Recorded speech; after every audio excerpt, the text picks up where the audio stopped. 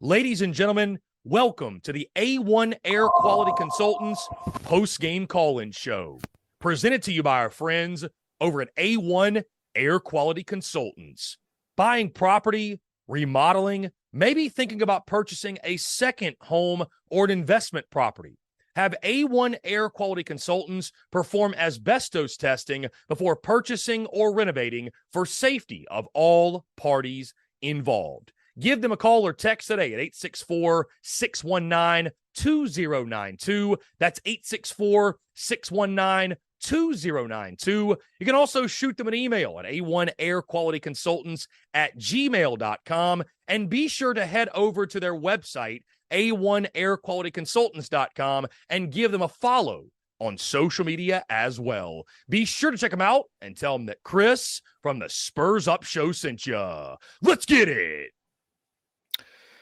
Ladies and gents, boys and girls, we are live here on the A1 Air Quality Consultants post-game call-in show after South Carolina's 16-7 loss to the Clemson Tigers and a tough night at Williams-Brice Stadium. And really, truly, what was just not a great game. I mean, I think both sides can agree with that. Tough when you end the season losing to your rival. Tough when you end the season losing to your rival and are held out of a bowl game because of it. But that is what South Carolina faces. That is where South Carolina sits. And I want to hear from you guys. 843-790-3377. Again, guys, your immediate thoughts, reactions. I first want to say thank you to our friends over at A1 Air Quality Consultants, guys. If you're new to our content, be sure if you're on YouTube, hit that subscribe button, hit that bell icon so you get notifications when we go live and we drop new video content as well. Also, guys, you can check out the podcast. We drop daily podcasts on iTunes, Spotify, Google Podcasts. The post-game call-in show will be distributed tomorrow morning via podcast form, so you can go listen there. And appreciate you guys, your love and support. Of course, guys, check us out on social media. Content bleeding out of the eyeballs, always there. That being said, we're going to go ahead and open up the phone lines. 843-790-3377. That's 843-790-3377. Appreciate each and every single one of you tuning in. And I want to hear from you, your full thoughts, reactions, everything else to what just took place. Here we go. Call from TJ from Cane Bay. Cane Bay, stand up. What's going on, man? Hey, Cane Bay, stand up. See, Philly, how you doing tonight? I'm doing well, man. How are you? Hey, man, let me tell you, I was sitting on Taylor from Cane Bay's back porch tonight watching the game. And what can I say? The reffing was so one-sided tonight. It was incredible. What a defensive effort, but, I mean, heartbreaking. I'm hoping, on a long shot that we end up in a bowl game, but for some reason, I don't think that it's going to happen. Yeah, I don't think South Carolina is getting the 5-7 nod. And I've pretty much just kind of dismissed that in my mind. If that happens, I guess you're certainly not going to turn down the 15 practices or whatever. But just haven't even thought about it, man. It's haven't even thought about it. Yeah, I can't agree with you more, Chris. It seems ridiculous, but hey, we love listening to you out in Cane Bay. One of these times you're going to have to come announce out here. Yeah, man. Hey, shout out to Cane Bay, man. Y'all have been great all season long, man. I appreciate it. Oh, yeah. Cane Bay, stand up. Cane Bay, stand up, man. Appreciate you. Good stuff, guys. And that just made me think, too, this is going to be the last post-game call-in show for the 2023 football season because there is no bowl game, and that's sad. That's unfortunate. So, guys, we're going to open the phone lines back up. A lot of you are trying to call in. Be patient. We want to get to you. We want to hear from you. 843-790-3377. I encourage, if you do not get in on the first try, keep calling in because we're only able to take one call at a time. So I'm sure there's many Clemson folks out there that are new to this. So, yeah. Call from Smokey. Smokey, you're on the air. Hey, Chris. So the positive tonight is obviously the defense, and if you kind of tally up the season, if you think about the last few games we played, the Georgia game, the Furman game. We maybe played about half our games all right on defense this year. The other half have been pretty bad. Mm-hmm. So the bottom line is, my question for you, do we still make the move at defensive coordinator?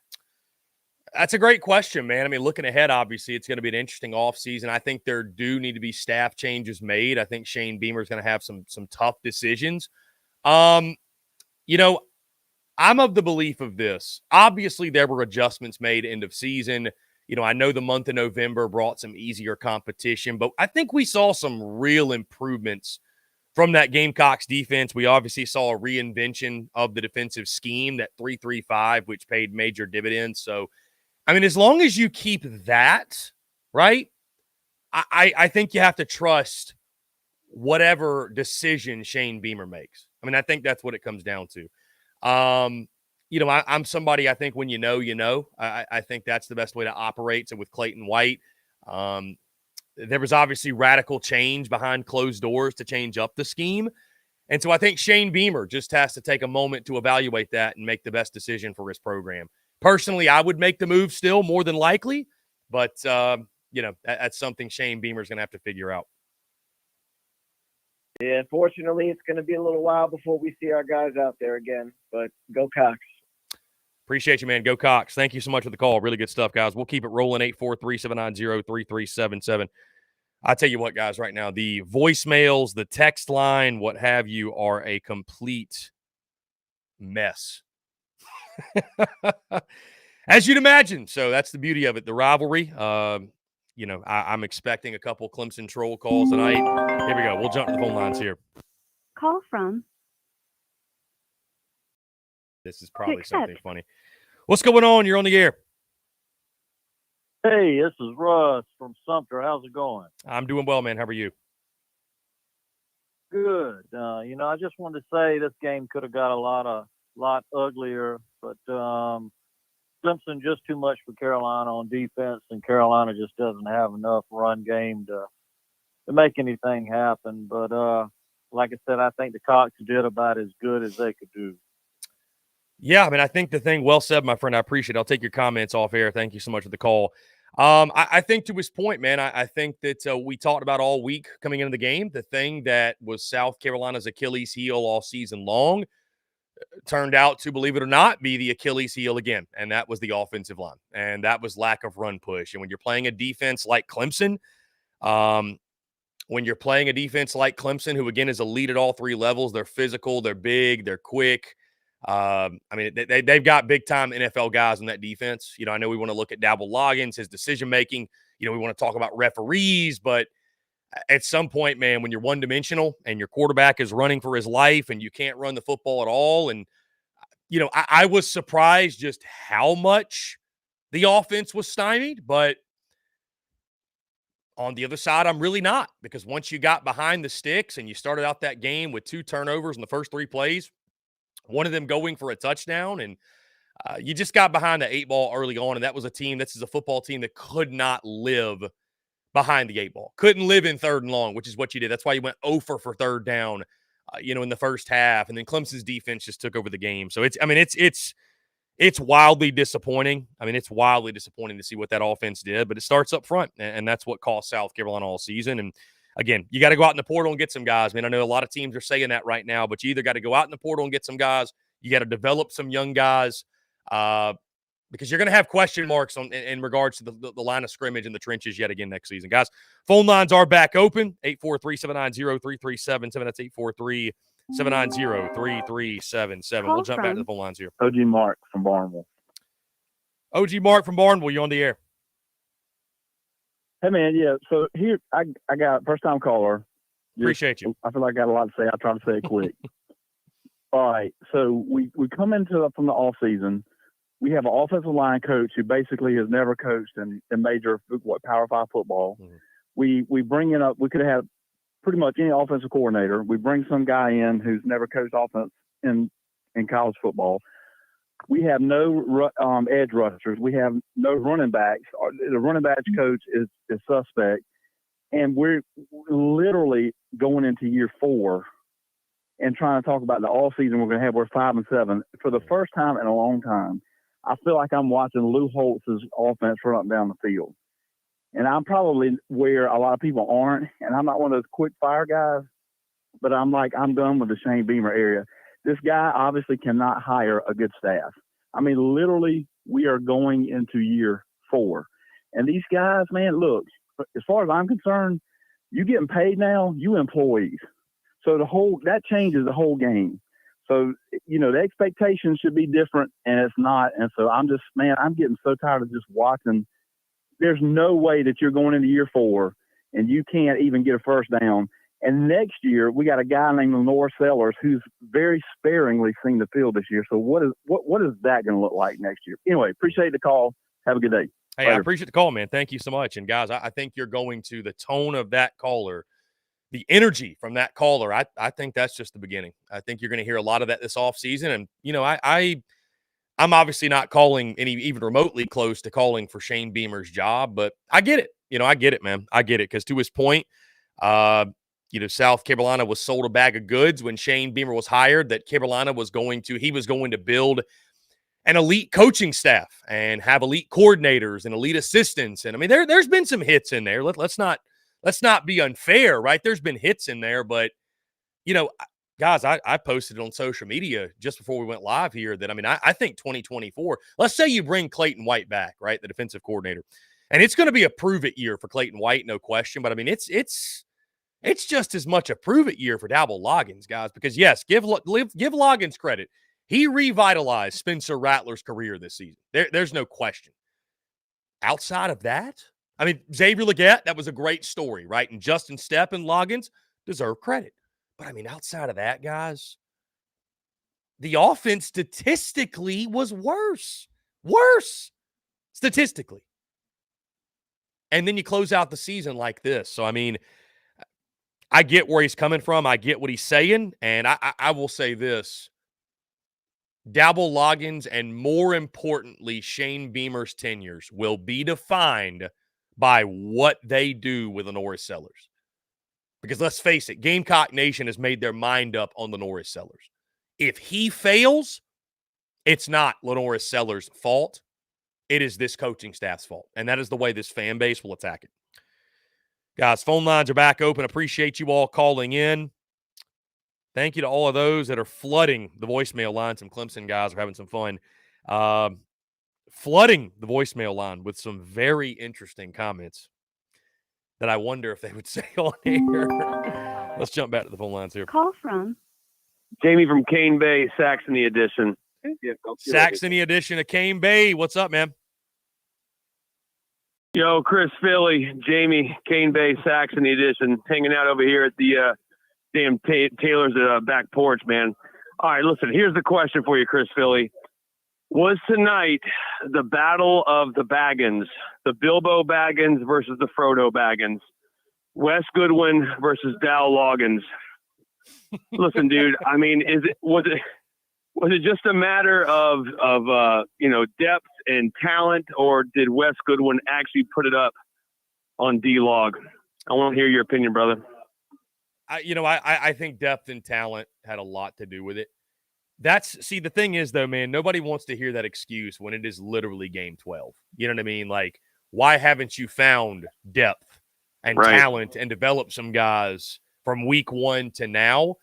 At the same time, I give a little bit of grace because, what you had is what you had all season on the offensive line. You dealt with a number of injuries, a plethora of injuries. But, that performance tonight was inexcusable. I give Clemson a lot of credit.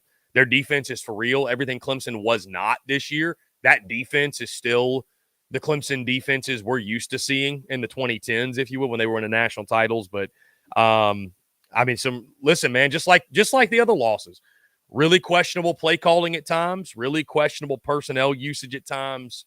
So I think Jimmy's and Joe's over X's and O's more often than not, but sure. Certainly, man, Dabble Loggins has a lot to prove. He's still got a lot to prove moving forward. Well, again, you're right. We got to give him another year or two. We're going to see what happens. Again, I don't believe that Frodo loses to Bilbo in year 2 or year 3 of his offense, and we can upgrade the talent with the transfer portal. So, hey, Chris Philly, Saxony, Cane Bay. We love you. You guys keep it up, all right? Keep up the good work. Yeah, man. Appreciate the call. Thank you so much. Shout out Cane Bay, man. They always turn up for the post-game call-in shows. Again, I'll say thank you to our friends over at A1 Air Quality Consultants for making this possible, for supporting the Spurs Up Show and being our official sponsors of the A1 Air Quality Consultants post-game call-in show. Let's get back to the phone lines here. Call from Jared from Cane Bay. Jared from Cane Bay, man. Y'all rolling in one after another. What's up? Oh, man. I just want to say, dude, I want to congratulate the defense. Dude, we didn't give up one touchdown tonight. Can we stand up for that? Hey, I hear you. Stand on business for that, man. No, that was – the defense did everything they could to give South Carolina a shot to win, and it was the offense that dropped the ball. So, yeah, I mean, I don't think nothing bad to say about the defense tonight. They did everything you could ask for and more. Hey, and I want to say one more thing, man. I want to shout out to Dabo for wearing that big C cunt hat. The Cane Bay boys, man. Good God. They always find a way to make me laugh, even in times like these. So shout out Cane Bay, man. I think the Cane Bay guys, they all sit there, watch the post-game call-in show, and all wait and call back and forth. So, guys, phone lines back open, 843-790-3377. We're just getting started here in the A1 Air Quality Consultants post-game call-in show. I'm sure there's many Clemson folks tuned in right now, many Gamecock and Clemson folk together. We'll go as long as you guys are flooding the chat line. So, Stephen Phillips, your brother. Steven, what's going on, man? Yo, what's up? What's up? That was pretty shitty. It was a pretty bad game. Offense is trash. Dowell Loggins play calling, pretty terrible. I will say, I think the defense has lost us more games than they've won us. I think Clayton White should still get fired no matter what. I would give Dowell Loggins one more year to see what he can do and where he can get us. But other than that, man, just a disappointing game. It's pretty shitty. My brother, well said, man. I appreciate you. We'll talk soon, all right? Yeah, man. Yeah, man. Love you. My brother calling in. No, to his point, all I could think of at the end there was disappointing game, and it just caps off a disappointing season, guys. I mean, I feel like the 2023 season, it's as much as our friends over at Garnet and Black Traditions wanted to try to throw shade on me. It's why I said weeks ago that I would bet $1,000 that South Carolina wasn't going to win out, because this team I never felt like was going to win out. Even after the Vandy win, even after the Kentucky win. I mean, this team was just never good enough to win 4 in a row. They just never were. And it is what it is. And that's just calling it for what it is. And so I hate that it didn't happen. I hate it. I hate that it didn't happen. But it did. And it's not a stunning result. And the 2023 season is nothing short of a massive, massive failure. So, and that's just the reality of it, man. And now it's up to Shane Beamer to pick up the pieces, to make the adjustments, to fire and hire accordingly, to win in the transfer portal, to continue to recruit, to learn from the mistakes of this year, to learn from the positives that took place, and carry that into 2024. Because, guys, I can sit here and say he's going to get till 2025 until I'm blue in the face. But I tell you what, college football is a wacky world, man. And coaches don't get a whole lot of time anymore. And, I mean, listen, if things go sideways next year, you're 5-7 next year, I don't know. I don't know. I can't tell you for 110% certainty what's going to happen. I have no idea. So, but all I know right now is this season, massive disappointment. Massive disappointment. Call from Jacob. Jacob, you're on the air. What's going on? Hey, man, I think, that was pretty disappointing. I think a lot of it goes down to how the terrible for a while going back to when we lost Courier. I mean, I was when we were all those coaches things, but I think it really goes down to Ray Tanner. I mean, Ray Tanner was a hell of a baseball coach. And then, we went through this World Series, and then they gave him this athletic director position. Ever since then, we've had terrible hires from, Will we gave him an incredible he just gave for us, and we had to do an insane buyout. You know, I think a lot of this really does go down to getting rid of Ray Tanner to start a read for Carolina. And we're not playing baseball anymore. For basketball, we're struggling still. We're not a great basketball program. And now we're in a great football program. We have women's basketball, and that's really all we have going for us at this point. I'm surprised Ray Tanner's still in the position that he's in. I will say this to your point. When we talk about professional organizations, most of the time when it's spoiled at the very top. And I think South Carolina may have that same issue. I appreciate the call, my friend. Thank you so much. We're going to go ahead and keep it moving, guys. A lot of calls. Taylor. We're trying to get in here. Let's go ahead and jump to it. Taylor, what's going on? You're on the air. Hey, Chris, I don't even need to say where I'm from. You know, stand up. Stand up, man. What's up? Hey, but brother, man, we had the tailgate party here. I just want to tell you we appreciate everything you do. I wish you had the basketball game so we could call in more. But, man, the D held us in. I don't give a shit what anybody says. Clayton White and the boys held us tight. We got to get something fucking going on, though, man. We had hey, what do you think Rattler wears that C for? The cock commander, brother. Indeed, man. They got to figure it out offensively, man. Listen, man, was that the last time we ever saw Spencer Rattler in garnet and black? I think it's likely. I think it's very, very likely. Oh, you're right, brother, man. We got to get these pussies in gear. We got to score some fucking points, man. And, hey, get Battle's ass in gear. Hey, we love you, brother. Thank you for what you do. You give us an outlet after the game when 107.5, they wouldn't sniff our tail. Hey, I love you guys, man. I appreciate you. Great stuff. Cane Bay, stand up. We'll keep it moving. 843-790-3377, guys. Just keep calling in. I see many of you texting in saying, Chris, I can't get in. Keep calling in, man. It's very competitive. We can only take one call at a time. I appreciate you guys, your patience, your supports. And, again, want to continue to hear from you. 843-790-3377. Thoughts, reactions to everything that took place. South Carolina falls to Clemson 16-7. Josh in Seattle. Josh in Seattle, you're on the air. What's going on? Hey, Chris, what's going on, brother? How much? First, before I forget, let me just say, hey, it's been a great season listening to the post-game show. Hated having to watch Dabo do what he does best tonight and gobble up a bunch of cops. Man, it was like, watching the team get put out by an anaconda, just squeezed, lifeless from the second play of the game on. Just nothing there. So I think, hey, Clayton White's got to go. They've shown some signs, but, it ain't there. And I don't think Dowell Loggins is going to be the guy as an NFL coordinator.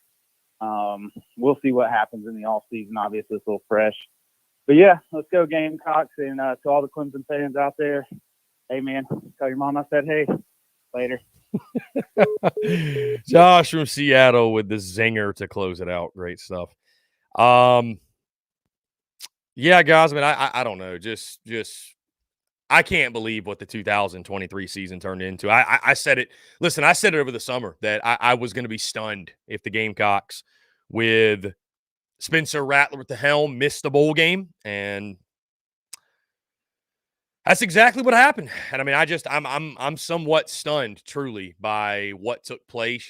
We knew about the issues in the preseason, about the offensive line, and there were some of us, I think, a lot more honest about those issues than some other entities out there. But I'm surprised it just never even got remotely better. Hunter, you're on the air. Hey, what's going on, man? I know it's been a while. Yeah, man, what's up? Nothing much. So, what's your thoughts on the play call? Not the play call, where the refs called or made a flag on a play where the backwards pass up to get in the game. Like, stuff was going on on that play. I don't get it. I felt like it wasn't a backwards pass. You're talking about the first play, or what is it, second play that went for a scoop and score? Yeah, the first play where they made a scoop and score. So I can tell you this. I was watching the game on TV. That was 100. I hate to say it, but that was 100% a backwards pass. 100%. 100%. Yeah. 100%. Yeah. Okay. Yeah, and what you thought about Trump attending to the game? What a storyline. What a storyline. What a spectacle. Shows how big the sir. Palmetto Bowl is. Yeah, I mean, it looked like the people in attendance certainly enjoyed it. So, yeah. Yeah. I just wanted to call in. I know it's been a while, so I'll just let you get back to your calls. So Hunter, I know you've been pulling up. Yeah, Hunter, it's great to hear from you, man. I appreciate you. Yeah, no problem. Yeah, man. Take care. Good stuff from our friend Hunter Kelly, one of our TDCers who calls in here and there. Again, guys, phone lines are back open, 843-790-3337. So, guys, we'll take this into late into the night. We normally go about an hour 15. I have a feeling this one will go that long, if not even longer. So keep the calls coming here on this late Saturday night. Ryan. Ryan, you're on the air. Hey, how you doing? I'm doing well, man. How are you? Doing good. Man, that was one of the worst games I've seen in a while. I remember the 30-0 game a while back, and I don't even know, man. That's just – it sucks because our defense played our hearts out, and offense just couldn't do anything. You know, that game felt a lot like the 30-0 game, except Clemson offensively wasn't as good that night or tonight as they were. But of that game had the 30-0 feel for sure, which is obviously wildly disappointing. Yeah, I was going to go to the game, but I had a feeling. I was like, I don't know, because Clemson has a good defense. And I said to myself, I was like, it's probably going to give me flashbacks. But I don't know. I give props to our defense, but offense, man, I don't know. Offensively, man, we got a lot to do for next season. But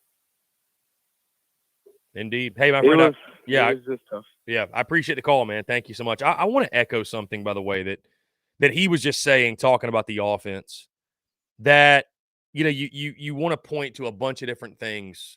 What went wrong for the Gamecocks offensively against Clemson? Guys, the tone was set early in that game on the scoring drive, believe it or not. The tone was set on that 4th and goal from the inch line. When you have to run a trick play, 4th and goal from the inch line, in hopes of scoring a touchdown, right there in that moment, you are telling your team, you are telling Clemson, you are telling everyone watching that game, we're not physical enough to compete up front. We don't have the physicality to win this football game. If we win this football game, we are going to have to win this game through smoke and mirrors. The tone was set at that point. And South Carolina played that way the rest of the night. Played soft. They were soft up front. Defensively, not so much. No, defense, I thought, held Clemson in check. Absolutely. But offensively, soft all night up front. No push at all. No run push to speak of. Just disgusting. I mean, it was a disgusting performance offensively. And again, I thought the tone was set on that. I mean, when you're having to call some fluky trick play on the inch line, that tells me everything I need to know. Dowell Loggins was in over his head from that moment. You just knew at that moment it's going to be a long night. Call from Matt from Raleigh. Matt from Raleigh, you're on the air.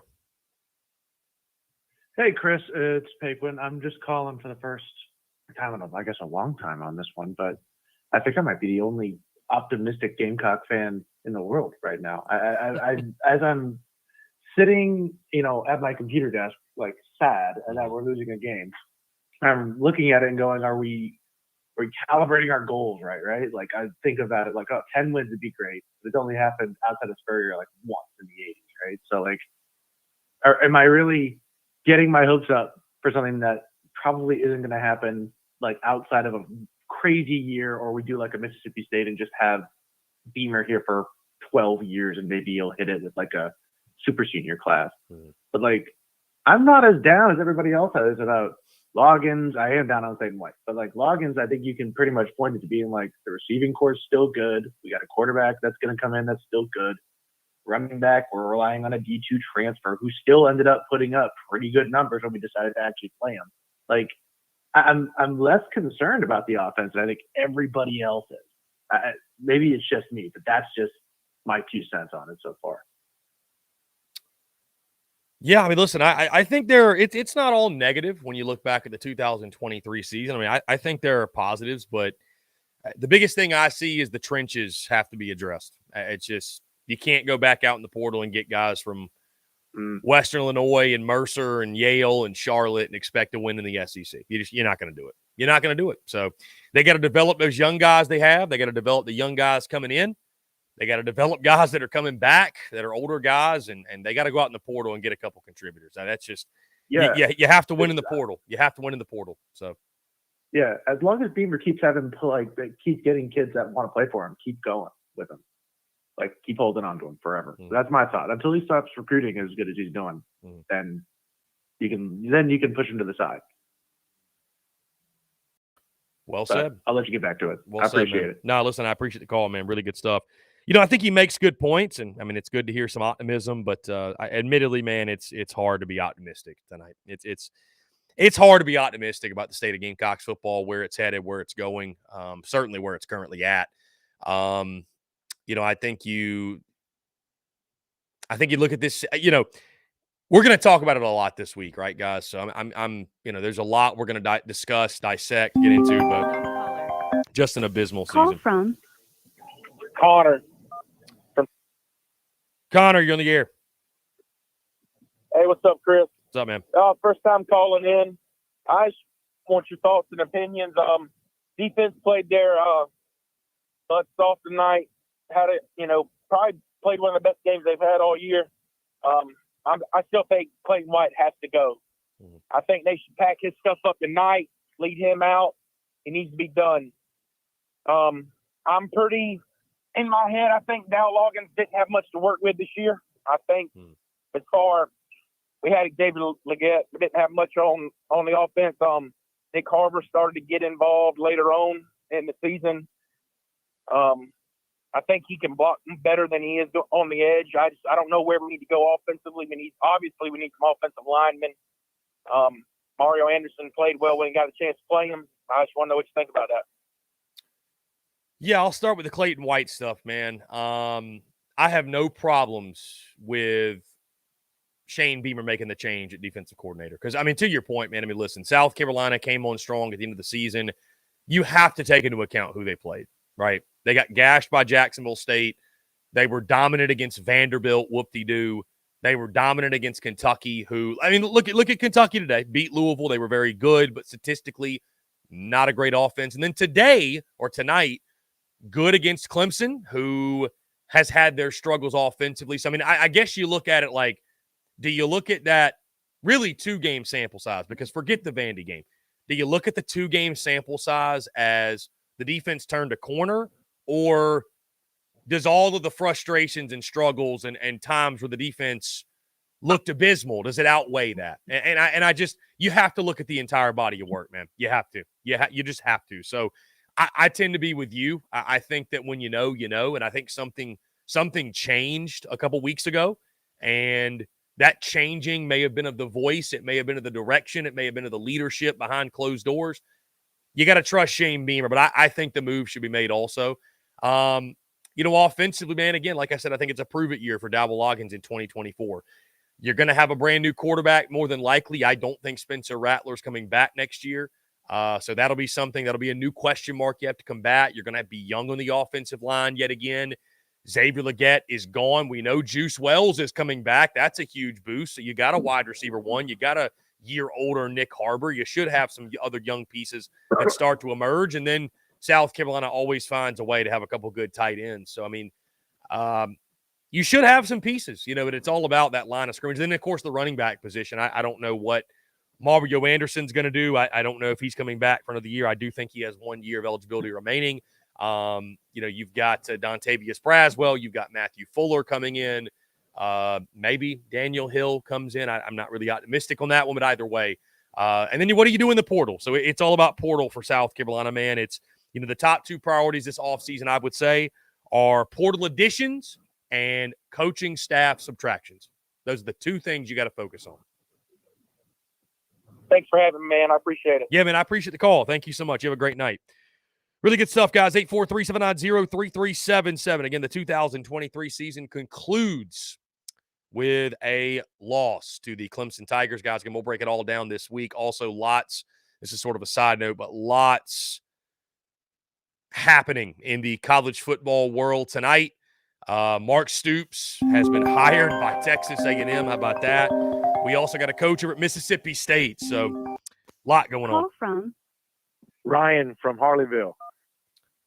Ryan from Harleyville, you're on the air. What's going on? Chris, what's up, man? Everybody's talking about Clayton White. I want to talk about freaking Luke Day. Should we just go ahead and chop him too? I mean, just because all these injuries. I mean, what's your thoughts on that whole, on that whole situation? I mean, I think he should go.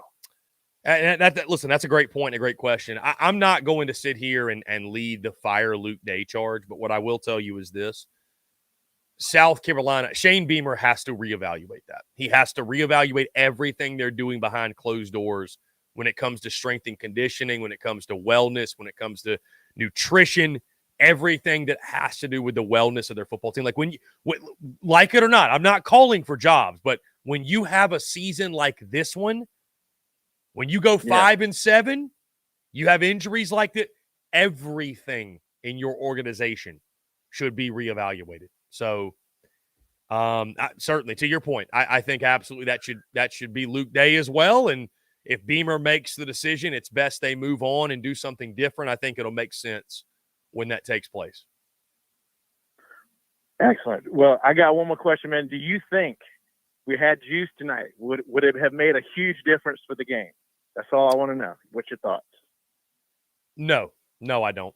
Like many games this season, I mean, I think Juice Wells is a great player, but, Xavier Legette's a really good player too, but you can't block anybody. You can't generate a run game. You become one-dimensional. Juice Wells wasn't going to throw a block up front with the big uglies. He wasn't going to get a run push. So that to me is the biggest thing. That to me is I think Juice Wells is a great player, man. But listen, it'll be the same song and dance next year if South Carolina can't block. I mean, that's just bottom line, point blank in the story.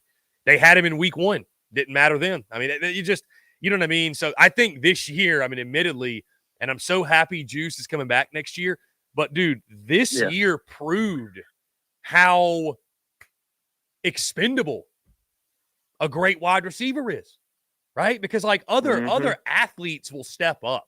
At a place like South Carolina, there are other athletes, right? Like there are. But God, if you can't block in the middle, football is played from the inside out. If you don't have that interior figured out, the rest of it seems not to matter quite as much. So, long answer short, no, it wouldn't have mattered. Well, good, man. Hey, I appreciate the time, man, and I appreciate you, man. Have a good night. Yeah, I appreciate the call. Thank you.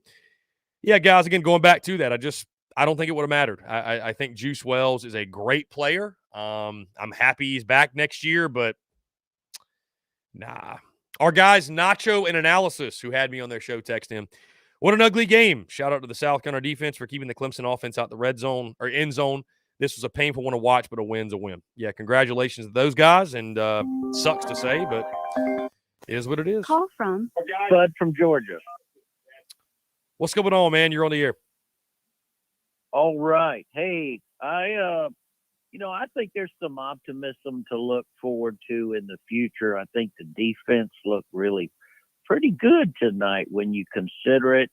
Obviously, we had a great quarterback, but I really think if we bring Lou Holtz back for some of those really good speeches, and maybe even bring Brad Scott back, I think we got us a winner. Go Tigers! Love it. Love it. Thank you for the call. I was wondering how long it was going to take until we got a call like that. So I'm surprised it's only been one, to be honest with you. Maybe we've gotten lucky. We haven't gotten all the troll calls tonight, but what do you expect, man? What can you say? Admittedly, guys, I thought he was being serious. That there will be some out there, I think, this week and throughout the offseason, maybe that say find some joy. It's not a lot. Not a lot to find. Mark, Mark, you're on the air. Hey, Chris, how you doing tonight, man? I'm doing well, man. How are you? I'm good. Hey, just wondering, how do we temper our expectations going into 2024 next year, and what do you think's a realistic record that we can expect coming out of the Gamecocks next year? Great questions, man. Looking ahead to 2024, how do you temper expectations? I think you realize the challenges that this football team and this football program faces. I think that's number one.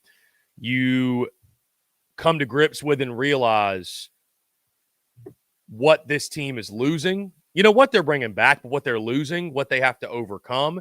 You take into account what the schedule, the challenge presents, and you go into show me mode with Gamecocks football. I talked about this after the Texas A&M game, man. How do you temper expectations as a Gamecocks fan? You look at history. You realize that this program has never done much of anything. You realize that last year, a season in which you won 8 games, that was the 15th time that it happened in school history. You realize that more than 8 wins, 9 or more, has only happened 7 times in school history. You just realize who you are. You realize what Gamecocks football has always been and maybe what it always will be. Now, that's not to put limiting expectations on Shane Beamer. That's not to put limiting expectations on his program. But you go into show me mode. Show me, prove it to me until you set these crazy, unrealistic expectations and get your heart broke year after year after year. That's how you set realistic expectations, man. That's it. That's it. So looking at 2024, I mean, listen, it's going to be tough sledding yet again, man. Getting to 6-6, getting to 7-5, that's going to be the goal. Because, listen, I think Lenore Sellers can be a great player. Is he really going to be better than what Spencer Rattler was? Is there really not going to be any growing pains in that area? Offensive line will still be a question. God forbid, who knows what the transfer portal is going to do, right? I mean, there are a plethora of question marks going into next year. And, oh, by the way, the schedule, it's as brutal as any South Carolina's had in recent memory, which I guess is a tale as old as time. So, and I don't know, is that going to be good enough for Shane Beamer to continue as South Carolina's head coach? How long's the leash? I have no idea. But, way too early outlook, man. I think you're fighting to get to a bowl game in the first year of Lenore Sellers under center. And you build from there, and you kind of anoint 2025 as the popping off year or starting to pop off, getting to 8-9 wins, and you go from there. So I hope that answered your question. Yeah, thanks for that answer. One more question for you. What do you think about Harbor and just what you've seen from him this year? I've kind of seen a little uncoordination out of the wide receiver standpoint, out of a 5-star. Do you think we convert him to a DN next year or keep him at wide receiver? I think he's kept a wide receiver, man. I think he came here because he wanted to play wide receiver. I think he came to South Carolina because he wanted to score touchdowns. You know what I mean? There were other schools that would have taken him as a D end, obviously. So he made it very clear in the recruiting process. Hey, I want to play offense. I want to play wide receiver. And, that's what they sold him on. So I don't see a position change coming. Now, could they sit down with him and have a realistic conversation? Maybe, but unless that happens, I think he's going to be a wide receiver. Thanks, Chris. Have a good night. Yeah, man. You too. Appreciate it. Great stuff there. And, guys, I know that some folks will hear what I just had to say and they'll take it personally and be upset. I think it's just real, man. And, I know Clemson fans will eat it up. But and I see my guy Brewer Nation. My guy Brewer Nation's going to run with that Lenore Sellers for Heisman thing until it's out of style. But I just realistically looking at 2024, forgive me for not anointing or crowning Lenore Sellers all SEC yet. When the guy hasn't taken a meaningful snap, So, I understand Spencer Rattler was not perfect in 2023, but if South Carolina goes 7-5 or better with Sellers next year, I don't think it's because Sellers was an All-American. It's because his pieces around him were better. Because what Spencer Rattler had to work with this year was embarrassing. It was embarrassing, flat out. It was embarrassing, truly. Guys, phone line's back open, 843-790-3377. That's 843-790-3377. And again, how do you keep your expectations realistic as a Gamecock fan? You just be honest with yourself. You be honest with Carolina football. You be honest with what Gamecocks football is. It's not that hard. You know what I mean? So, anyways. Call from Jeff Ebernickel. Jeff, what's up, man? You're on the air. Hey, man, how you doing? I am not going to be optimistic tonight. I just want to ask you, we're going into year 4 with Beamer, and we got a tough schedule, new quarterback. Is Beamer on the hot seat? Is my question. If we have another 5 and 7 year. Is Beamer I'll on? hang up and listen to your comments. Yeah, man. I appreciate the call. Thank you so much. Is Beamer on the hot seat if South Carolina goes 5 and 7 next year? Absolutely. 100%. Because again, guys, as we've talked about before, coaches don't get 5 years to figure it out. They don't get more than that. So I think Beamer's getting to 2025. I really do. I think he's getting till 2025. I really do. But if they go 5 and 7 next year, and especially if like I told you guys, Shane Beamer and Dabble Loggins, Shane Beamer as a whole, his tenure will be judged on what they do with Lenoris Sellers. Because folks like Bruin Nation and others in the chat, right, wrong, or indifferent, they have anointed him as the chosen one. That's it. So if Lenoris Sellers does not work out, does not pan out, Gamecocks don't win the SEC with him at quarterback, fans are pointing straight at the head coach. I don't know many a Carolina fan, it seems, that's going to admit, you know what, Lenoris Sellers, he's got some things he's got to improve. It'll be all on Loggins. It'll be all on Beamer. And that's just where you are. So, yeah, you go 5 and 7 next year. Every season's built differently. But if you go 5 and 7, yeah, Beamer's on the hot seat. Beamer's on the hot seat going into 2025. There's no question. So, and hate that we're having that conversation, that talk, but it is what it is. So, guys, phone lines back open. Again, appreciate your love and support, man. This is the final A1 Air Quality Consultants post-game call-in show of the 2023 season. And I can't say thank you enough for the love and support we felt all year. Call from Zach from Irmo. Zach from Irmo, you're on the air.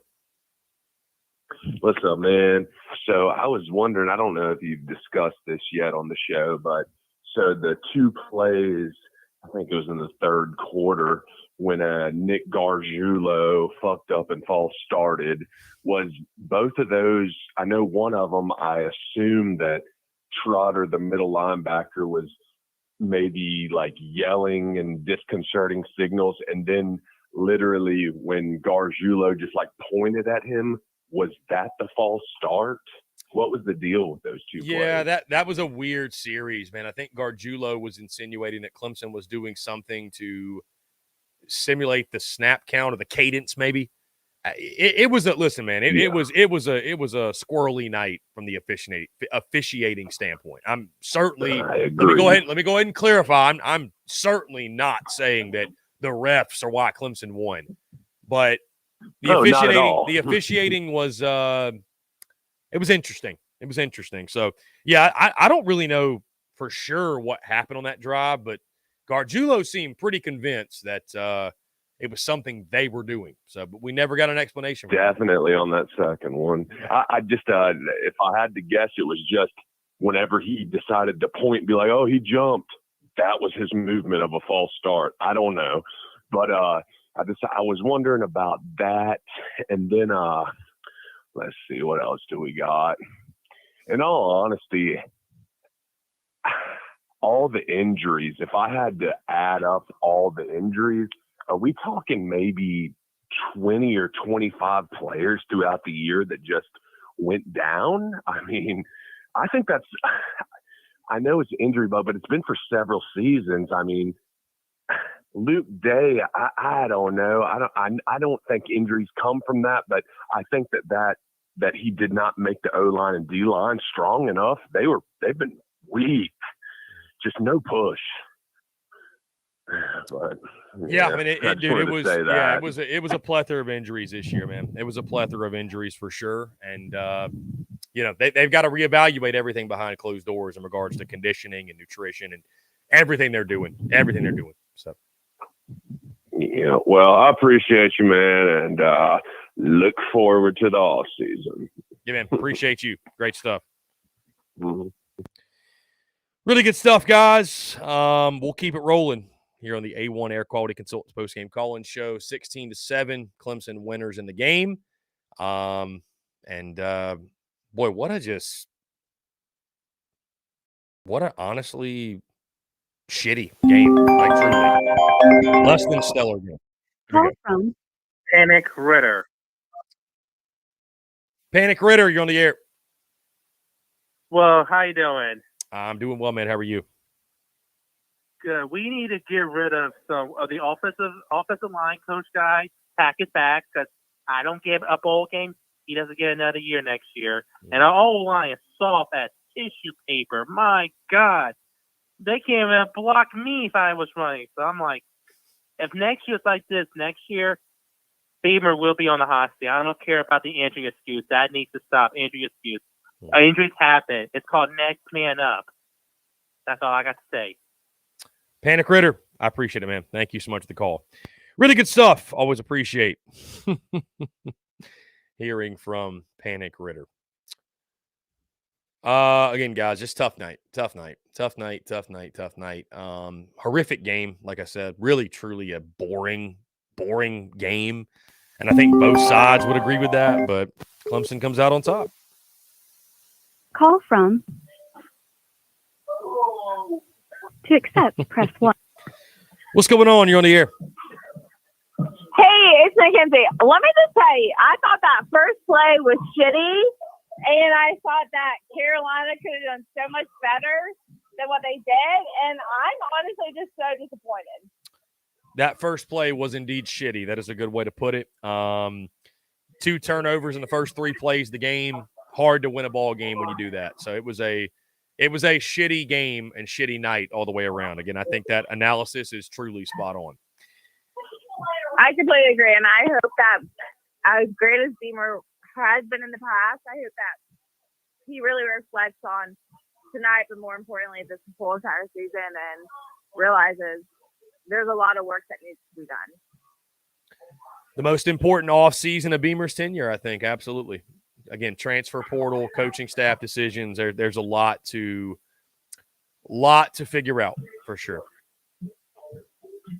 Completely agree. Well, I appreciate what you do, and I hope you have a great night. Mackenzie, I appreciate the call. Thank you so much. Really good stuff. Guys, again, we'll keep it rolling. 843-790-3377. I mean, again, like Mackenzie said, shitty. It's a good way to put it. Just a bad night, bad season. It was honestly a fitting end. I think the last couple weeks, because God bless Gamecock Nation, truly, because Gamecock Nation looks for the joy in every little thing. And, find every reason not to have a miserable existence. But, the last couple of weeks, I think, made some folks kind of forget what the season had been. But this was a humbling reminder of what Carolina was in 2023. Lee, you're on the air. Hey, Chris. How's it going? What's up, man? Doing well. Great. Just had a quick question. If you could have one more year of Spencer Rattler, would you take it, or are you ready to see the Lenora Sellers era? That's a good question, man. That's a very good question. And I'm at the point, man, where I'm looking at college sports and the managing of a roster like a professional organization. And there is whether you want to hear it or not, there's a bit of a salary cap when it comes to NIL and funds allocated and what Carolina Rise is doing, what Park Avenue is doing, what Garnet Trust is doing. So how much of those funds, or how much funds, is Spencer Rattler taking up, and how much cap space are we freeing by him going to the NFL, right? Now, listen, if Spencer Rattler wanted to come back, I'm certainly not someone who's going to sit here and say, no, I don't want him back. If he wants to come back, fine. I don't think that's going to happen. And, I think for his best interest, it probably is in his best interest to go to the next level. So, no, I'm not going to sit here and tell you that I don't want him back. On the other side, though, man, like, listen, it's about making tough business decisions. And if Rattler costs too much and you can go out and get 4 or 5 solid players for the price of a Spencer Rattler for one guy, I think you go do it, man. I mean, you have to look at it that way. Like, that is college football now. It's about having the resources to allocate to good players. That's what it's about. I agree. Let me rephrase that. Would you pay Spencer $2 million to come back next year? No, absolutely not. I mean, bro, like as great as Rattler is, whatever he made this year, 7 figures, you went 5-7. I mean, he had an amazing year. He did. And he you had went an amazing year. And you went 5-7. So, I mean, and you know what's crazy? I was looking at the numbers and he had an amazing year. He finished, I believe, and y'all are going to blast me if I'm wrong, but I'm pretty sure I saw this week, he finished with the same amount of touchdown passes as Cade Klubnik did, who everybody thought was terrible. So, I mean, I'm not saying he didn't have a great year, but, you know, I just, would it be worth $2 million? I don't think so. I don't think so. Nope. Okay. Go get 3 or 4 quality offensive linemen for that money. Go get a running back. We've got a great line. We've got a great line coming in. Plus, our whole offensive line can come back next year. Yeah. Well, I think you need to add some pieces, man. That's all I'm saying. I think you've got to think about it strategically. So, I mean, if you think it's the best thing for your program, then so be it. And Beamer knows that answer well more than I do. But I think that's the way you have to think about it. 10-4. I appreciate the call, man. Good stuff. Appreciate you. I don't know that he really liked my answer, but guys, I mean, again, I think that's how you have to think about it. Would I pay Spencer Rattler $2 million to come back? No. No. God, no. No, I wouldn't. No.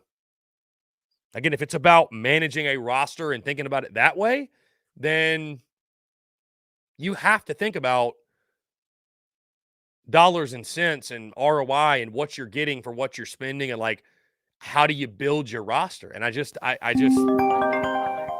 know, think you got to think about it that way. Donnie G. Donnie G, you're on the air.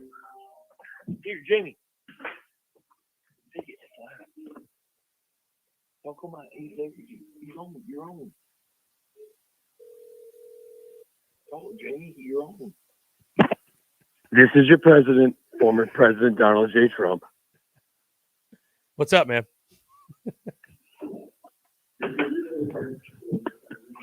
Chris Philly, listen, I was at the game tonight. I had a great time. I was sitting there by all my Secret Service agents. I want to give a shout out to Taylor and Jared and TJ and Jamie. They were phenomenal. But I have to say, who was this guy on the sideline? He had an orange sweatshirt. He had big ears.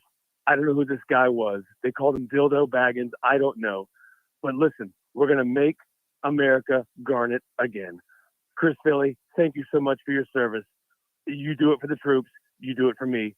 You make us all proud. Thank you. Thanks, man. Appreciate that. What a call. What a call. Can you imagine if that was actually him? Unreal. RHM says, how about some positivity? God bless you, RHM. God bless you. Let's go to the phone lines. Call from Carolina Security Pros. What's going on, man? You're on the air. Yeah, with Mark Stoops supposedly going to Texas A&M. I know we beat Kentucky this year, but what do you think about going after some of their coaching staff? We beat them, but they do have a hell of a coaching staff. They got a really good offensive line coach. They do. They do indeed. I mean, I would have to, I know we just played them, or South Carolina just played them last week. So, you take a look at who exactly they have, but got a really good defensive coordinator. I definitely, I think you evaluate that, and you first, you got to have some openings, right? So Shane Beamer's got to make some decisions and have some openings and make some changes and go from there. But, I think if there's some guys over there at Kentucky that fit, yeah, absolutely, man. And you also have to figure out too, man, who's Mark Stoops going to take with him. That's the other thing.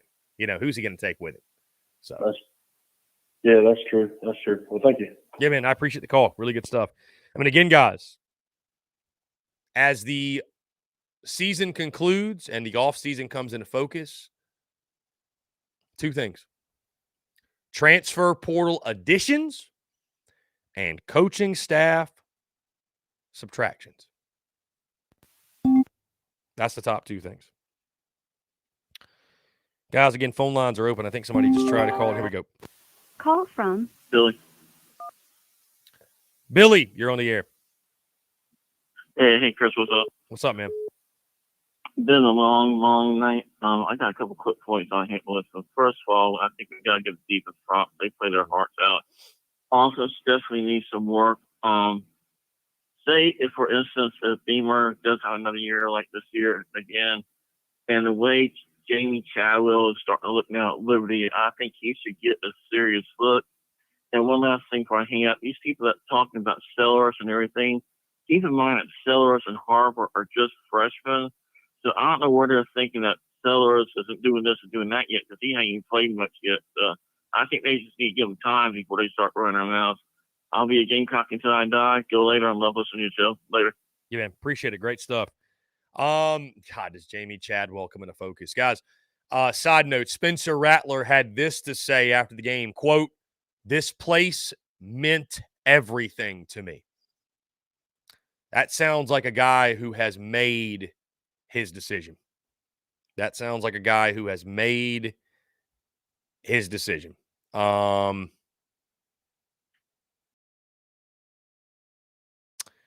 Rattler said, quote, "I'll get into that when the time is right," when asked about his future. So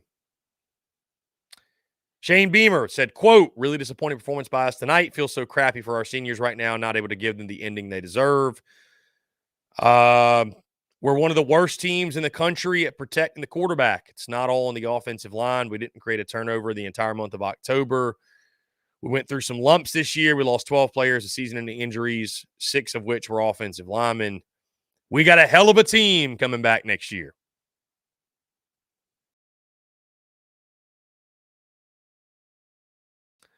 So, anyways, get back to it, guys. I'm getting caught up in the post-game stuff. A lot of commentary coming this week in regards to this ball game, the end of the season. We'll look back on it. We'll do a postseason report card. I don't know, man. I've done a postseason award show before, but I don't know. When you go 5-7, I don't know that really calls for it. So here we go. We'll jump to the phone call lines here. from Nikki Haley. to accept.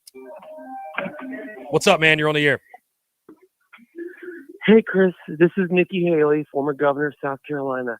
Listen, just wanted to tell you, you guys had a nice, hard-fought game tonight. I just really hope that you guys showed that you guys are just as good as the boys in orange. And we just want to show, hey, the Tigers, we may not be as good as the Cocks, but when it comes to it, Donnie J. Trump, you got our vote as well. Thank you, Chris. Good stuff. I don't know if we're getting like delusional hours or what's happening, but yeah. So anyways, guys, phone line's back open. I want to hear from you as we have crossed into Sunday, early Sunday morning, if you will. Here we go. Call from This is Jeff. Jeff, what's up, man? You're on the air. Hey, so I have a non-Gamecock question for you. Yeah, fire away. Let's say Alabama beats Georgia in the SEC championship. Are they in the Final Four? I'll hang up and listen. Thank you so much, man. I appreciate the call. If Bama beats Georgia, are they in the Final Four? I mean, I think they have to be, right? Big question will be I don't think you can give a yes or no answer without knowing about what everybody else did, because Texas beat Alabama. They went out. They should be in ahead of Alabama, at least. Florida State finishes undefeated. They should be in. So I don't mean to dodge the question, but there's gotta be context of what happens outside of that. But if Bama wins, I think there's a good shot they're in, because I find it really hard to believe that the SEC is going to get left out of the playoff. So anyways, guys, here we go. We'll jump back to it. Call from Robbie. Robbie, you're on the air. Yeah, how you doing, my friend? I'm doing well. How are you? Disappointed in the game. One thing about the game that I am questioning, and I want to hear your opinion about this. When Clemson picked up the football and ran it in for a touchdown, I thought that was a complete incomplete pass. I thought the referees got that wrong. What's your opinion on that? My friend, I hate to say it. I wish I could agree with you, but it was indeed a backwards pass. You watch the replay, it went about a half yard behind the line of scrimmage. It was 110% a backwards pass. Yeah. Well, Clemson gets lucky. They've always fallen a bucket of shit to come out and smell like road. So, hopefully Beamer gets this thing turned around, man. Because honestly, I kind of agree with you when you said earlier that he's going to be on the hot seat after next year. And I'm still not sold on Robbins as the offensive coordinator, though. But that's just my opinion. But go Cox, and have a great one. Yeah, man. I appreciate the call. Good stuff. And, I mean, listen, to his point, the whole Loggins thing, like, prove it year in 2024 is upcoming. Prove it year in 2024 is upcoming. So, phone line's back open, guys, 843-790-3377. So, we'll take a few more here as we close out the 2023 season. It's crazy to say that. Here we go. Call from Alex. Alex, you're on the air. Hey, Chris, how you doing tonight? I'm doing well. How are you? Good. So, I just want to say, after these last 3 or 4 games, it's got to be really hard to fire Clayton White, right? Yeah, potentially. I mean, I think there's an argument to be made. I think it's, I think that you have to look at it this way. Last 3 or 4 games, the defense was much better. Against Kentucky and Clemson specifically. Vanderbilt, I mean, congratulations. It is Vandy. If you want to include it, fine. What do you look more at? The fact they finished strong or the rest of the body of work? I think that's what Shane Beamer's got to identify. And what do they change up internally? What do they change up behind closed doors? If that includes Clayton White, if he's part of that plan, then you trust Beamer and you just let it operate, you let it go. But if it didn't, you make the move. So I'm still somewhat of the belief, man. I think the way they responded late in season was great. It was valiant. But you have to account for the entire body of work. And I don't know. Now, again, if they can carry that over the schematic changes with Clayton White there, then sure, bring him along board. But, either way, it's going to be Clayton White is on a hot seat going into 2024, and he's got to continue that, or you got to go out and get a big name DC. So one of those two things is going to happen. So what coaching staff changes do you expect? I mean, you got to look at guys like Justin Stepp. The receiving game was not very good this year. He hasn't recruited any big receivers. Running backs have been terrible. You got to look at Montario Hardesty. So what changes should we expect, or would you expect in the offseason? Well, the changes that I think should happen and the changes that I expect may not be the same thing, because I'm curious to see how Beamer handles this, because let's face it, man, Beamer's been a guy, he didn't even fire Marcus Satterfield. Marcus Satterfield left and went somewhere else. He wasn't technically fired, right? So, who has Beamer fired? I don't think he likes firing people. I don't think he likes to hurt his buddy's feelings. So, Montario Hardesty needs to go. I'm not a big fan of letting go of Justin Stepp. I get what you're saying. That's not exactly on the top of my priority list. Montario Hardesty's number one. Clayton White's got to be reevaluated. Those are the main two. I would say Luke Day in the strength and conditioning, that's got to be reevaluated. But I don't know. I don't know who he cuts ties with, if anybody. I really genuinely do not know. I can't tell you for certain. I think one of the big reasons too, man, is because I think Beamer truly in his heart of hearts, he believes in how they're recruiting. He believes in what they're building, and you start firing assistants, and you threaten the progress of that, but at the same time, you can't you bring in somebody better. You know what I mean? You bring in somebody better. That's the whole point of making a firing or a change. So, Montario Hardy sees an easy one, potentially Clayton White, potentially Luke Day. Outside of that, I don't know. I don't know what it calls for. So, Since we're on the subject of assistant coaches and coordinators, how do you evaluate Dal Loggins in his first year? I mean, offensive line was terrible, obviously, but still, I mean, we didn't see much from offensive play calling this year at all. yeah, it was very up and down. I mean, I give Dabble Loggins a lot of credit for revitalizing Spencer Rattler's career, right? Revitalizing his game. But, yeah, the offense was not great. It had its moments. It had its moments for sure. But the offense was not great. And so I think 2024, as I said previously, I think it's a show me year. I think it's a prove it year for Clayton, or for Dabble Loggins. I'm getting my coordinators confused. I think it's a prove it year for Dabble Loggins. I think the jury's still out on Dabble Loggins. I think all the concerns that I had are still somewhat there on Dabble Loggins. I mean, Dabble Loggins, as the season progressed, and my prediction in the preseason was this, man, that he was going to be an upgrade from Marcus Satterfield, but people were going to, at the end of the season, be looking back and saying, man, South Carolina, they got to get some offensive linemen. Like, it doesn't matter who the OC is. And I think that's honestly, like, pat myself on the back for a moment. I think that's where we sit. I think that's a pretty accurate representation. But, is Dowell Loggins an upgrade from Marcus Satterfield? Yes. Is he anything more than that? I don't know. And so, again, I think Dowell Loggins will be judged more so on what he does with Lenoris Sellers. Can he get the best out of Lenoris Sellers and the best of the offense with 16 at the helm? That's the big question for Loggins. So I think the jury's still out. Jury's still out on Loggins. All right. Thank you, Chris. Yeah, man, I appreciate the call. Really good stuff, really good questions. And I think you make some really valid points. I think you make some really valid points, guys. We'll open the phone lines back up. Great crowd in here tonight, man. I appreciate you guys greatly. I mean, truly, I just can't say thank you enough.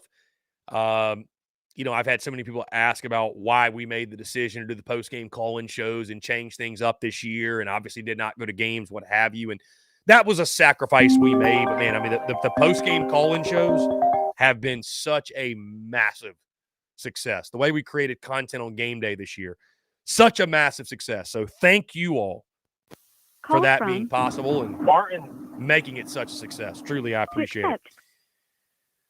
What's going on, man? How are you? You're on the air. Hey, Chris. This is Martin. I'm on the way back from the game. It's not the outcome that we wanted to see tonight.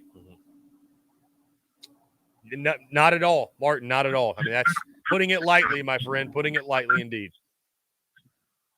Yes, sir. I was earlier talking about Beamer and recruiting and everything and what his game plan would be for the next upcoming season.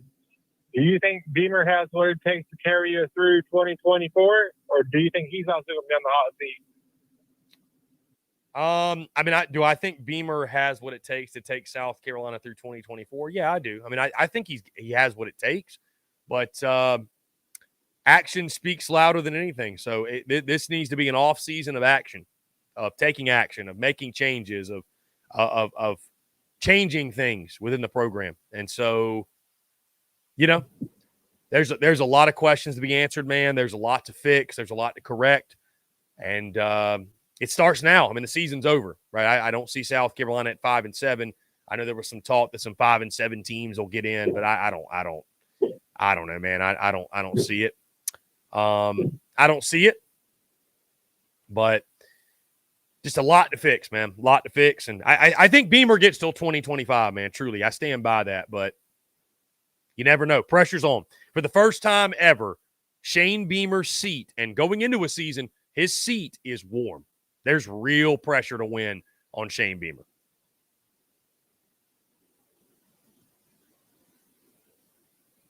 Okay, thank you for answering my call. Yeah, man, I appreciate it. Thank you so much for the question. Again, man, I mean, of course there's pressure. It's an SEC job. There should be pressure after you go 5-7. I mean, it'd be insane if there wasn't pressure, right?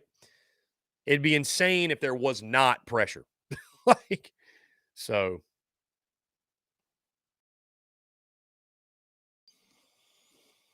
Here we go. Let's get back to it. Call from Jared. Jared, what's up, man? You're on the air. What's going on, man? I just want to say that Nikki Haley and Donald Trump call was complete bullshit. Who the fuck would waste their time doing that shit, man? Come on. I love it, man. Hey, and one more you thing. You got away with words. Tyler from Spartanburg can eat my ass. Poetic. Good stuff. Really good stuff. Love that. Guys, Shane Beamer. Hold on one second. I'm going to close the phone lines. Shane Beamer had this to say about punting in the fourth quarter at midfield. Quote, hindsight being 20/20, you go for it. But when you're 2 of 13 on third, it doesn't give you a ton of confidence going for it on 4th and 7 either. So there you go. Call from Peyton, you're on the air. What's going on? I've got two things. One, realistically, how do you see us doing next year with a tougher schedule and a new quarterback? And then two, what players do you think we have to look out for transferring out? I think that's a new thing we need to look at too, players transferring out as well as people coming in. I'll hang up and let you talk now. Yeah, man. Appreciate it. Thank you so much for the call. How do I project 2024? Way too early predictions. I mean, guys, I think South Carolina is going to be fighting for a bowl game again. Brand new quarterback. Questions on the offensive line again. You do get Juice Wells back. That's huge. It'll be the typical song and dance. It'll be the typical South Carolina. It'll be the typical South Carolina season, or at least off season going into it. Maybe the Gamecocks are the surprise team, guys, but there's a lot to prove. And a lot of pieces that have got to click. And, yeah, and then like you mentioned, I mean, you got to go out in the portal. You got to recruit. You got to go find contributors. You got to go find guys. You got to identify some Power 5 talent. You got to get them to come to South Carolina. If Shane Beamer can't win in the portal, he has no chance in Columbia. So you look at last offseason, Carolina was losers in the portal. Nobody wanted to hear that. It was true. You saw it play out this year. That can't happen again. If it does, if that becomes a trend and that's not a one-off, I think there's real reason to have major concern. Because if you cannot win in the transfer portal, you can't win at South Carolina, and you can't win in this day and age of college football. Guys, we'll open it back up. We'll take a few more. Guys, South Carolina's bowl chances are over, per our friend Brad Crawford. Final 2 spots go to Cal if it beats UCLA, Colorado State if it beats Hawaii. But there's only one win. Minnesota's in. If both they lose, Minnesota and Mississippi State get the final 2 spots. JSU and Jacksonville State both make bowl games as well. Call from Bob. Bob, you're on the air. How you doing, Chris? I'm doing well, man. How are you? Hey, Chris, it was a tough night. I feel bad for Spencer Rattler, man. He did all he could do, man. But it was just it's hard to watch football against a good defense that. And after that, you don't have nothing left to work with, right, Chris? Yeah, I mean that was a brutal night, man. That was a brutal night, brutal game, all around, just tough. Yeah, and Chris, if I go, man, I hope soccer gets a bowl game, man. I mean, it's possible you can take a 5-7, right, Chris? Well, it's actually not, my friend. They actually just announced that the last 2 spots would go to 2 teams not named South Carolina if the situation even presents itself. So it is officially official. No bowl game for South Carolina. So let the offseason begin, and that's really unfortunate, but because it's going to be a long and brutal offseason for the Gamecocks. Yeah, I agree, Chris. If I got here, man, what about straight disco? Do you think Chevy needs to look at that too, my friend? Look at the what? The strength conditioning. Yeah. Luke Day, strength and conditioning. I think he's got to evaluate it. There's no question. Got to evaluate it. Yeah, I agree, Chris. Well, take care, but go Gamecocks. Gotta get better next season. That's all we can do. Indeed, man. Well said. Hey, I appreciate the call. Really good stuff. Great stuff, guys. We'll open it back up. Like I said, we'll take a few more. We're creeping up on 12:30. I'm getting some FUs in the voicemails. I love that. I just love that. And you know what's funny, man? The likelihood there from Gamecock is just as likely that, like, the likelihood is from a Gamecock is just as likely as from a Tiger. That's the funny part about what I do. Here we go. Let's jump to the phone lines here. What's going on? You're on the air. Hey, yeah, Chris, you're still up, huh? I'm still up, man. What's up? Hey, what's up? I just want to add my 2 cents in about some of the younger players, especially Nicholas Harbor. I think we need to get him some stickum or something because he needs to start reeling in some of those passes that are being thrown his way. I'll let you talk. Appreciate it, man. Good stuff. He called in for us earlier. Yeah, Nick Harbor. Hands have got to improve. Maybe he needs stickum. Maybe something else. I don't know. Guys.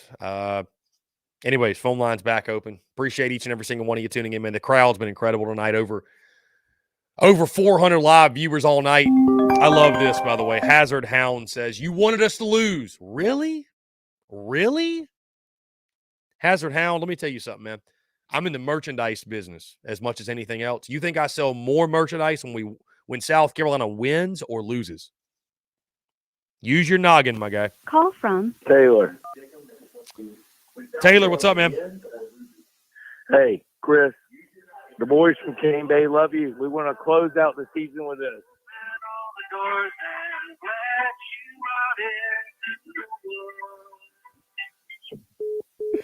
They are wild, man. Them Cane Bay boys don't stop. Them Cane Bay boys don't stop, man.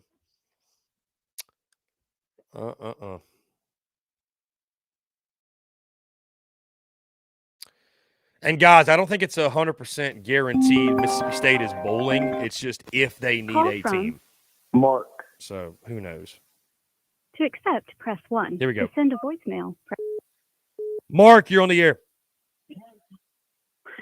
Hey, Chris. Long-time listener, man. First-time caller. Appreciate it. I just feel like this was the year for y'all. I mean, y'all beat us last year. I mean, I guess how tough is this to swallow? I mean, and who do you blame? Yeah, it's pretty brutal. I mean, that was an ugly game, ugly finish of the season, a fitting finish to that season. But I mean, somebody asked me that this week actually, like, how do you react how do you live with it? How do you move on if South Carolina loses to Clemson? And I mean, it's bro, let's just all sit here and be honest with ourselves. This has happened a lot. This has happened, especially in Williams-Brice Stadium. This has happened a lot. So I mean, you handle it as best you can, and you move into the offseason, and it sucks when it's to keep you out of a bowl game, but I mean, you just deal with it. I don't know. I mean, it is what it is. So who's to blame? I said all week, I thought South Carolina's Achilles heel had been the offensive line all year. I thought that was going to show up, and I think you blame the talent or lack thereof. I think this was a talent issue. I know nobody wants to hear that, but I don't know how you can look on that field tonight and say that it wasn't. And South Carolina this year too, man, let's call it what it is. They played like a stupid football team a lot of times. They made just mistake after mistake. And, that first play, the backwards pass, the score, scoop and score for Clemson, that kind of encapsulated who Carolina was. Beamer ball. Yeah. Beamer ball? Yeah. The ironic, I thought about, that's a good point. The ironic part tonight was that Clemson was phenomenal on special teams. So I thought that was sort of irony, if you will, in the finest sense or the most painful sense. But yeah, I mean, Beamer ball was not a big part of the football team this year. So, and South Carolina was a team that desperately needed special teams to guide wins, and I just didn't get it. So, and I don't think it's a Leggett thing. I mean, Nate Wiggins is a first-round corner. I mean, yeah, I mean, he put the clamps on, man. He put the clamps on. So I said all week that I was looking forward to the matchup. I didn't do a lot of. And people wondered why I didn't do as much trash talking this week or whatever. I just was very wait and see on the game. I mean, I obviously picked a Clemson win. I didn't love the matchup. I didn't know how Leggett was going to fare. So, give Nate Wiggins credit. He truly put the clamps on him. I mean, he got a couple. Leggett, a great player like Legette's going to get a couple, but that Clemson defense. I mean, it's really hard to go up against a defense like that and have one bullet in the gun and expect to have a lot of success. Yeah, I mean, because he didn't have the talent. Legette's a good wide receiver. I say that seriously. I'm giving you a hard time, but I say that seriously. Yeah, Rattler was running for his life all night, and I was a couple of those hits. I was just happy to see him get up and walk off the field. So, I mean, it was line of scrimmage was the story tonight. Line of scrimmage was the story. Hey, one thing I did notice, the Nate Wiggins, like saying those were dirty hits. I mean, he's going low. I mean, he's not aiming for a knee. I don't think anybody thinks so, but. Yeah, I didn't have any reaction to it. I mean, I'm if it was a Carolina guy hitting a Clemson guy, I wouldn't even thought twice about it. So I just, I'm wearing the garnet and black, but I'm about as unbiased as they come, and I didn't have a problem with the Nate Wiggins hits. So I mean, it was a physical, violent game, which is what you'd expect in a rivalry game. Carolina Clemson, it's that type of game. You got to let it go. It is what it is. It's you saw it all across the country today. It happened everywhere. So, Clemson packed a punch tonight. Everybody came back. I am. Yeah. So, thanks, man. I appreciate it. No, I appreciate the call, man. Good stuff. And I think he was probably calling in trying to troll a little bit, but I mean, listen, man, I'm about as unbiased as it gets, especially at this point. So, guys, we'll take a few more. I've come a long way since early in the season when I used to say we'll take a couple of more. I don't know why I kept saying that. We'll take a few more calls, though, 843-790-3337. So we still have a great crowd of guys. Whether you are still chilling at the tailgate, you are on the way back to wherever you're going, you're on 20, you're on 26, you're on 77, you're on – did I miss any of them? I don't know. Wherever you're going, appreciate y'all checking us out, tuning in. Means the world. Let's jump to the phone lines here. Call from Madeline from Greenville. To accept. Madeline from Greenville, what's going on? You're on the air. Hey, Chris. Unfortunate loss tonight. I got to say, probably the worst thing, especially living in the upstate, is now having to deal with all my Clemson friends posting on Facebook. But I just want to say defense played their butts off, which I didn't expect that, but I'm glad we didn't get embarrassed tonight. I can say I'm still on the Shane Beamer train. I get, like, if we have another season like this next season, like you said, his seat's probably going to get pretty warm, but I still think he's got some time to try and do something and turn us around. And I don't know, at the end of the day, this season, yes, it was disappointed, and I feel like it's every other year, right, where we say, well, there's always next year, but at the end of the day, that's where we are. I don't know. I feel like, I don't know about you, but by the time we finish the season, did I want us to win tonight? Yes. But I honestly didn't feel like watching us go to a bowl game because I knew we probably wouldn't win. It's a very good point. Now, as this season wore on, that loss to Florida happened, some other games, this team got what it deserved. This was a 5-7 team. Like, it was what it was. I mean, heck, it was what it was from week one against North Carolina, right? Like, we saw it. So it's unfortunate. It's disappointing. It's a colossal failure of a year in year three, and it ends in about the worst way imaginable. But it's deserved. I hate to say that, but it's well deserved. And, all of the staffs led by Shane Beamer's errors in the offseason of assembling a roster, they were all shined a light on this season. All of those things were glaring issues. You paid for it all, and you had to learn some hard lessons, I think, this year. So, to your point, I'm still obviously too on the Shane Beamer train. I think that he's the guy for South Carolina, but there's a lot that's got to get fixed, a lot that's got to get corrected this offseason, because it's South Carolina fans. I mean, it's, again, no coach is immune to the effects of losing, and this type of stuff continues, and people just won't hang around for too much longer. Right. No, I agree. And, hopefully we can get healthy. And at the end of the day, I love Rattler. He did what he could, and we saw it tonight. He had some good throws, and there were some passes where I found myself saying it all night. You have to catch that. So it is what it is. He can only carry the team so long, do so much. Our defense did what they could, but I appreciate you taking my call and thank you for all you did for us this season. No, I appreciate it. Thank you so much for the call. Truly, great stuff. Great stuff. I love the fact these post-game call-in shows, we get like different callers a lot of times. We got some that call in every week, but hearing from different people, it's a really cool thing. So Call from Tyler from Colorado. Tyler from Colorado, you are on the air. I just want to say, first of all, Clemson, I hate them with a passion, but they won the game. And my question to the next year with Shane Beamer is a lot of these next games are going to be on the road. And I'm kind of curious, what do you think about winning 6 games next year? I think that should be the goal. I think getting back to a bowl game in year 4 of Shane Beamer, I think that should be the goal. And I'm just reacting after a 5-7 season.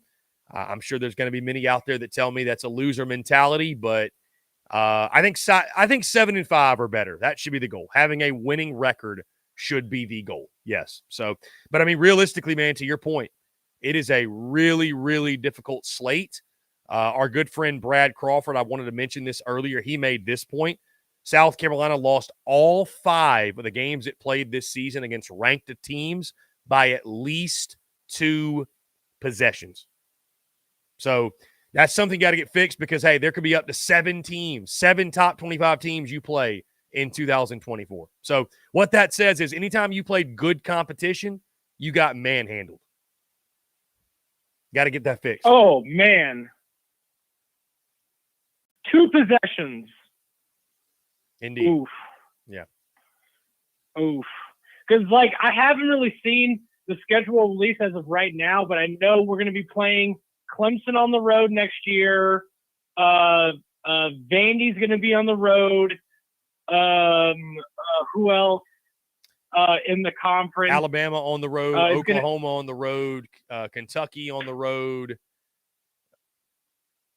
Yeah.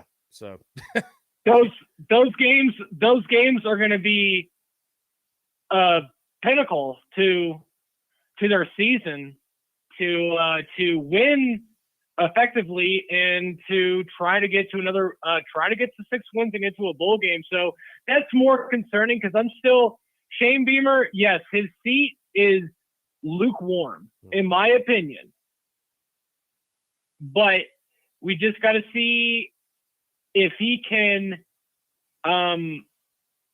figure out the offensive line and get some offensive points on the board. Because tonight I can't blame the defense, but I really can blame the offense because the defense put them in a lot of positions to at least try to tie the game at the end. I don't know if I'm crazy. Am I crazy? No, I mean, I don't think so at all. No, I don't think so at all. Because it was really embarrassing when this is not the worst loss to a Clemson team that South Carolina has faced, but it kind of seems like it because of that scoop and score. After that, I knew they lost the game. Yeah, there were a lot of moments Eh, early eh, on that it didn't feel like South Carolina's night, for sure. Because Clemson is not a good team this year, and I thought on paper both teams, or mainly South Carolina, they could at least control the line of scrimmage and get more than 7 points on the board. I was foolish, or not foolish enough. There is talent, but the execution wasn't there. So, but mainly I'm kind of calling just to figure out if they can't get this offensive line next year going forward, those road games are going to be brutal for this team. And would a weird scenario be like 3-9? Like, would that just be the absolute worst? I think because Shane, you're playing Alabama on the road, you're playing yeah, Clemson on the road. Am I thinking way too far ahead? Can you please calm me down? Yeah, I mean, I think 2024 is a long way away. There's a lot to happen. There's recruiting, there's portal, there's coaching staff changes.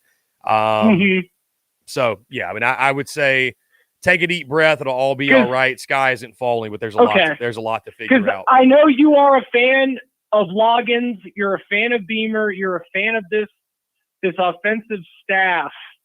I'm just like I said, I'm just going down this weird rabbit hole because I'm like I said, these upcoming games, and I know it's far along, but at least try to calm me down. Like, what do you think? Yeah.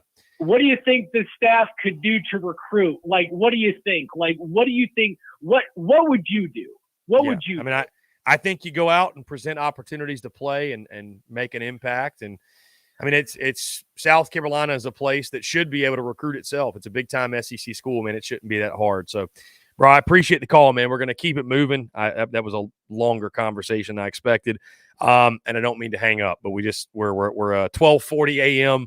About to wrap it up here. We've been on the air for about an hour and 40 minutes now. We'll take 2 more calls. If we've got 2 more calls to take, we'll take 2 more, but then we're going to wrap it up, guys. 843-790-3377. That's 843-790-3377. And again, I would say that if you are on the ledge, man, just take a deep breath and realize that the sky's not falling. Let's go to the phone line. Call from What's going on? You're on the air. Going once. Hey, Chris, what's going on? Yo, what's going on, man? Nothing much. I was liking to say, man, we came all the way up from Tennessee. I have actually family in Columbia. Me and my son just left the game earlier and just saw a post earlier that was like on one of the Gamecocks sites where it says Beamer was saying that the program is as strong as it's ever been. My thing is, man, like this.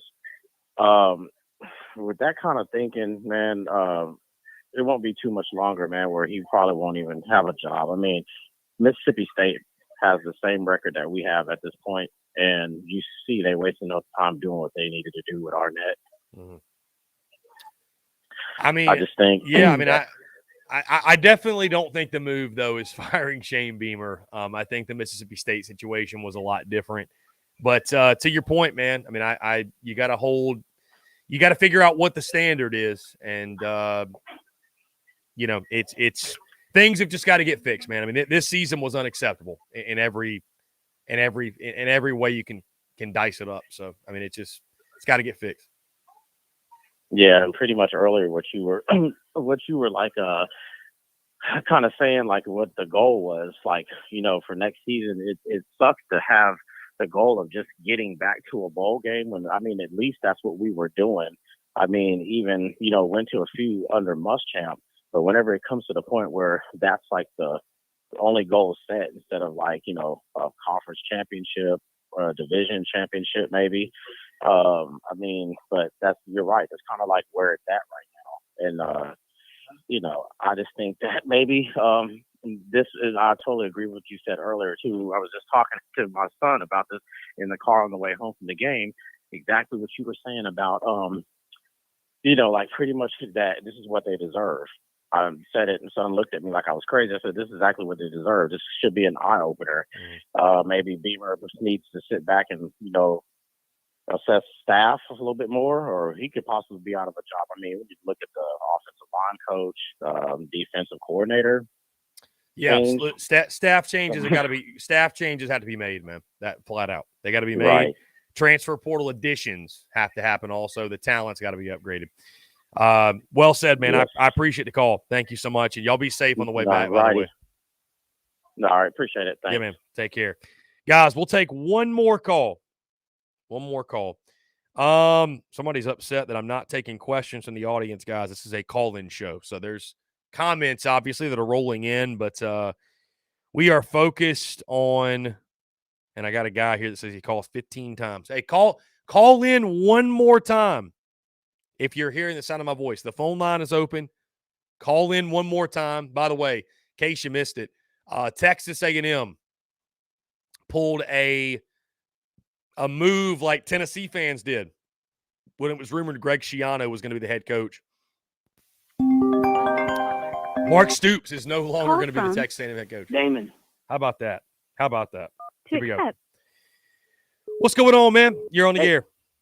Hey, Chris, how you doing? This is Damon. Hey, I'm just calling to tell you about the game and stuff. First of all, let me say something. I don't know if you've heard of this, but it looks like breaking that Texas A&M is going to hire Mark Stoops from Kentucky. And the reason I make mention of that is that apparently last week, now I understand why we beat Kentucky. Mark Stoops he knew that he was going to go to Texas A&M, and he basically kind of just let off the play calling and stuff. I don't know if that's what it was, but I mean, that honestly could be part of the reason why we beat Kentucky last week when we look at it. You know, one of the things I've seen, everybody's talked about this game, and everybody has already run this to death, and you know, and I have the same thing, and everybody knows what happened. But the thing is there's a couple things that happened in this game that really just irks me about the way Beamer does things. And one of the things when Jeremiah Trotter was out there, and he was out there barking the calls, and it was clear as day. And then on the TV they showed he was out there interfering with the cadence, and the refs didn't pick it up. They went and they called a false start on South Carolina 2 times in a row. And instead of Beamer getting on the refs and yelling at the refs, which is what he should have done. And by the way, I'm not blaming the refs. We did not lose the game because of the refs. I'm not saying that at all. Please don't misunderstand me. But this is a good indication. When he was doing that, Beamer should have been in those refs' ear about that because they were wrong, and he was out there barking the calls. But no, he's over there on the side clapping, and he's over there smiling and clapping on the sidelines. Oh, you're going to go get him, guy. And I mean, that's hard when you're out there fighting. It's hard for guys to get really motivated and excited. But I'll just tell you, that whole offensive effort was just, there was no inspiration. And I mean, it was everybody was dropping passes. Spencer Rattler had a chance a couple times. They started bailing out early. If he would have stepped up in the pocket, I saw there was a couple crossing routes he could have hit and kept some drives moving. But he just bails out. I mean, I kind of don't blame him because all year long he's just been chased. And you know, but if we'd had leadership on that team tonight, we've been out there in the offense with Rattler and Beamer would have been out there yelling at the offensive lineman. You get out there and you block this person. We just don't have that. I just don't see any kind of leadership under this team. It's like he wants to be everybody's friend. He doesn't want to go out there and actually be a leader and get on to people and hold people accountable. And that's the problem I have with Beamer. That's what I see. And I just don't think we'll ever do anything under Beamer. And that's where I stand. I think the more years we wait around, not going a different route, we're just delaying the inevitable. So that's where I stand on that. I know we're not going to fire him, but could we at least maybe fire Ray Tanner and then maybe have a new AD that holds him to a different accountability? Is that something we could do at least? I mean, I'm just searching for something because I just think we're going to get the same old next year. That's just the way I see it. Anyway, you have I appreciate the show. Thank you very much, Chris. Thank you, and I'm going to let you go. I appreciate you, my friend. I love your passion. Thank you so much for the call, man. Great stuff. All right. Really good stuff, guys. That's a great place to end it. Great way to end it. Man. A lot of energy, and a result like that in a season like this certainly brings out a lot of energy in fans. Yours truly, many others as well. Guys, that's going to do it for us. We're going to go ahead and wrap it up just shy of 2 hours. It is late as we approach 1 a.m. Eastern time. Guys, thank you all so much for tuning in, truly. Be sure you hit that subscribe button on YouTube, hit that bell icon so you get notifications when we go live, and we drop new video content as well. Also, guys, be sure to subscribe via iTunes, Spotify, Google Podcasts, wherever you get your podcasts. You can check us out there. We drop podcasts daily, video content daily, and of course on social media, guys, we're active all the time. Wherever you get your content at the Spurs Up Show. Let me take a moment, guys. I'll be doing this a lot this week, but let me take a moment to say thank you all so much again. You know, the 2023 season did not go the way that Gamecock Nation hoped it would.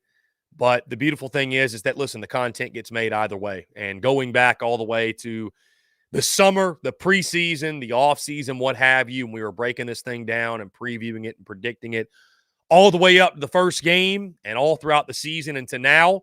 You guys have been there every step of the way, win, lose, or draw. And I just cannot say thank you enough, man. We took a chance on the post-game call-in shows and creating content from the studio and the way that we covered games this season and the way that, I ran my business this season. And you guys supported that. You guys showed love. And again, the post-game call-in shows were such a massive success this season. I can't say thank you enough. And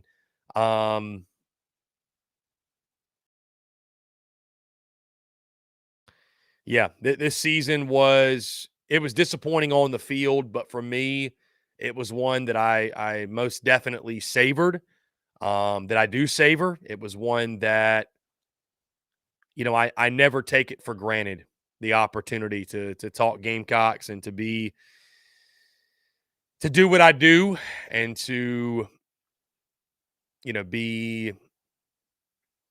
to have the opportunity to conversate and to chat with each and every single one of you. So it's an incredible blessing. And again, I don't take it for granted because you never know when the last of anything might be, the last game, the last show, the last certain way of doing things.